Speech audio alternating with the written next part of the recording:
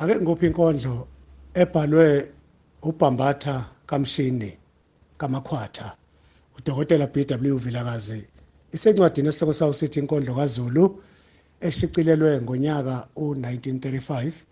Le nkondlo isihloko sayo sithi mangificwa ukufa. Ngimpeleni ngaphansi kotshani duze nezihlahla zomnyezane lapha amagatsha eyongembesa ngamaqabunga agcwele ubuhlaza. Ngozwa nami ngilele ngaphansi utshani ngaphezulu buhleba lala sithandwa laluphumule.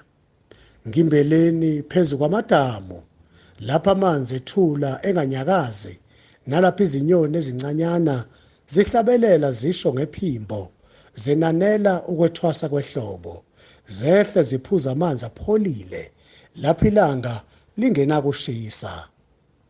Ngiyeke ngifele endleleni zabantwana abafunda isikole njengoba amahlombe esehluleka yimithwalo ebengisindwa yiyo.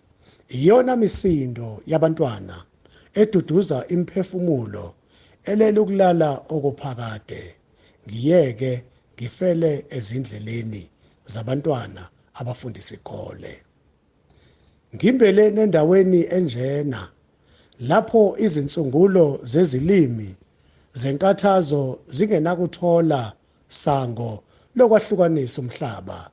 Zingivuse ebuthongeni obuhle uma wena ofunda lemigqana ungifica ungimbele lapho utshani ngaphezulu buyothi lala sithandwa laluphumule. Ngimbeleni ngaphansi kotshani duze nezihlahla zomnyezane lapho amagatsha eyongembesa ngamaqabunga agcwele obuhlaza. Ngozwa nami ngilele ngaphansi utshani ngaphezulu buhleba lala sithandwa lala uphumule.